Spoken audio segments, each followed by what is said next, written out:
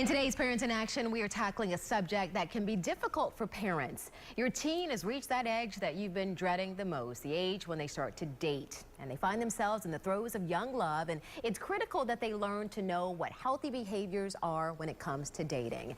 Tampa Bay Parenting Magazine editor Angela Ardolino is here now with some advice. I tell you, this is really hard for some parents, but it's important for them to teach their teens to know the signs of a healthy relationship. This is the relationship that you want to be in. Right, and some parents may not know that. Yeah. So it's a hard lesson to teach, but the best thing I think parents can do is that if your child, your teenager, they're not your child anymore. They're still your babies. They're still your baby. That if they are interested in dating, and some of, I had two. One wasn't, one was. One was crazy about boys when she was 8 years old. The other one could care less.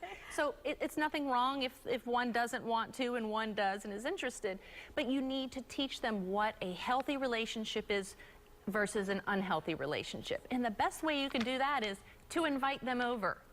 Invite that other child over that they're interested in so that you can look at their relationship. And it's interesting that you say that, because most parents would say, I don't want to do that because then that means that I'm condoning them dating. But there's nothing wrong with dating. Well, that's true. You tell them they can't date, they're going to find a way to do it and go behind your back. That little boy or that little girl over and get to know them. Absolutely. Get to know them. And then you can observe the relationship. I know with one of my daughters, I could see that he was very overbearing. He wanted to do things that she didn't want to do. I remember seeing him trying to kiss her and she was like, So to me, that was an awesome way to open up communication. So after he left, I said, well, I noticed, that he wanted to kiss you and you were kind of pulling away.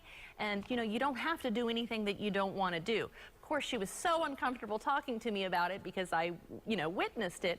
But it's so important that they learn. It was my opportunity to say, it's not healthy to have someone who is telling you what to do or telling you who to be friends with or getting jealous if you go out with your other friends or being aggressive with you. So it's really important, otherwise they don't know. And a lot of times what they're doing as teenagers is going to carry over when they become an adult. So it's important that they know what a healthy relationship is. And also an unhealthy one. And what an unhealthy is, and that they see the signs. So teach them. Are you honest with them?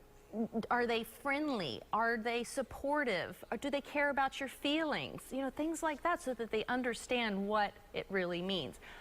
Is it love? We don't know. But it's important to have that conversation with them. And in order to have that conversation, you've got to encourage open communication between yourself and your teen. You do. And again, if you feel uncomfortable talking or feel like maybe that you're not the best person, even ABC Action News is doing their domestic violence where they can get all kinds of information. There's also a wonderful website that's loveisrespect.org that is made just for teenagers to teach them the difference between a healthy and unhealthy relationship.